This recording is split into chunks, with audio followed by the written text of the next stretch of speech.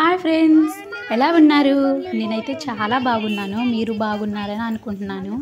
ఈ వీడియో వచ్చేసి నిన్న గురు పౌర్ణమి కదండి, సాయిబాబా టెంపుల్కి వెళ్ళేటప్పుడు తీసిన వీడియో.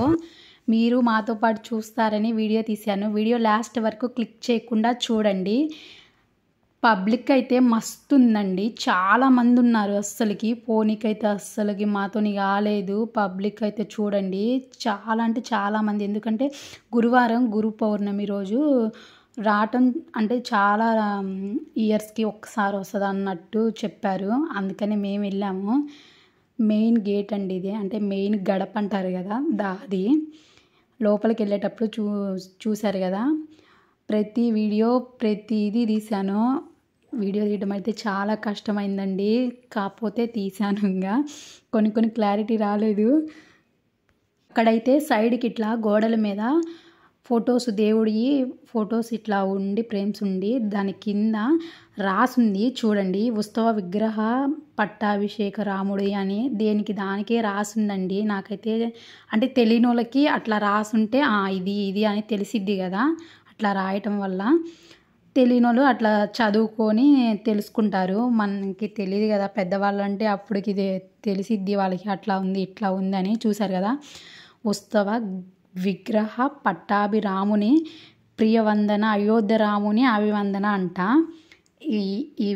ఈ వీడియో తీశానండి, అంటే రాముడిది అన్ని పట్టాభిషేకంది ఆ వీడియో. అది ఏ ఫోటో కింద ఆ ఫోటోకి దానికి సంబంధించిన యాడ్ అయితే ఉందండి. చూడండి, నేను అన్నీ క్లియర్గా తీశాను. ఇట్లా ముందుకు వెళ్ళేటప్పుడు అయితే చాలామంది అంటే ఉన్నారండి, మస్తు మంది ఉన్నారు. మమ్మల్ని అయితే ముందుకి దొబ్బేస్తున్నారు, తొక్కేస్తున్నారు. ఆ క్యూలో కూడా ఉండి సైడ్కి వీడియో తీశాను చూడండి. అటువైపు అయితే మస్తు మంది ఉన్నారు. కానీ అంతమందిలో వెళ్తుంటే ఏదో తెలియని ఫీలింగ్, హ్యాపీనెస్ అండి, సూపర్గా ఉంది. జనాలు ఎక్కువ లేనప్పుడు వెళ్ళడం కంటే కూడా ఎక్కువ మంది ఉన్నప్పుడు వెళ్ళినప్పుడు ఎంజాయ్ అంటే కాదు, గుడికి వెళ్ళినప్పుడు ఆ జనాన్ని చూస్తా అవి బాగుంది అనని బాగుంది. 1 అవర్ అయితే ఇలా క్యూలోనే మెల్లమెల్లగా వెళ్తూనే ఉన్నామండి. ఎందుకంటే చాలామంది అంటే చాలామంది ఉన్నారు కదండి. చాలా లేట్ అయింది, దేవుడి దగ్గరికి వెళ్ళి దర్శనం అయ్యేలేకి చాలా అంటే చాలా లేట్ అయింది. మాకైతే మస్తు బాధ అనిపించింది. కాకపోతే దేవుణ్ణి చూశాక, దగ్గర నుంచి దేవుణ్ణి చూశాకంటే మస్తు హ్యాపీగా అనిపించింది, ఏదో తెలియని ఫీలింగ్. ఇది చూడండి, దొంగచాటుకి వెళ్ళిపోతున్నారు దొంగదారిలో. ఎక్కువసేపు ఉండలేక ఆమె అయితే చూడండి ఎట్లా పోతుందో. నేను అది కూడా తీసానండి వీడియో. ఆమె అయితే అసలు పట్టని కూడా పట్టలేదు, అయినా ఇంక దాంట్లో నుంచి ఎట్లా దూరేసి వచ్చిందండి. పాపం అట్లా చాలామంది ఇబ్బంది పడ్డారు. దేవుడి దగ్గరికి అయితే వచ్చేసామండి. మమ్మల్ని అయితే ఒక్క నిమిషం కూడా ఉంచలేదు అస్సలకి. వెళ్ళిపోండి అని దొబ్బేస్తున్నారు. అయినా నేను వీడియో తీశాను. కొంచెం క్లారిటీగా రాలేదనుకుంటాను, కష్టపడ్డానండి. సాయిబాబా దగ్గర నుంచి చూడంగానే మంచిగా అనిపించింది. ఇంకా చూసి దర్శనం చేసుకొని వచ్చాక హోమగుండం అండి ఇది. హోమగుండం బొట్టు పెట్టుకోవడానికి. ఇక్కడైతే సాయిబాబా అయితే రియల్గా పడుకున్నట్టే ఉన్నాడండి. నాకైతే నిజంగా కళ్ళు తెరిచి అట్లనే పడుకొని చూస్తున్నట్టు అనిపించింది. దగ్గర నుంచి చూడంగానే మస్తు అనిపించింది. ఇక్కడేమో పూలేసి బొట్టు పెట్టుకోవడానికి చాలా బాగున్నాయండి గుడి. ప్రతిదీ ఎవ్రీథింగ్ సూపర్ అంటే సూపర్గా ఉంది. ఫస్ట్ టైం నేను ఇలా రావటము.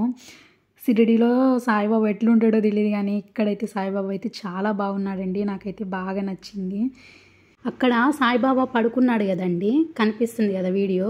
ఆ పడుకున్న దగ్గర సాయిబాబా కళ్ళల్లోకి చూసుకుంటూ మనం ఏదన్నా మనసులో కోరుకుంటే మంచిగా ఉంటుందంట.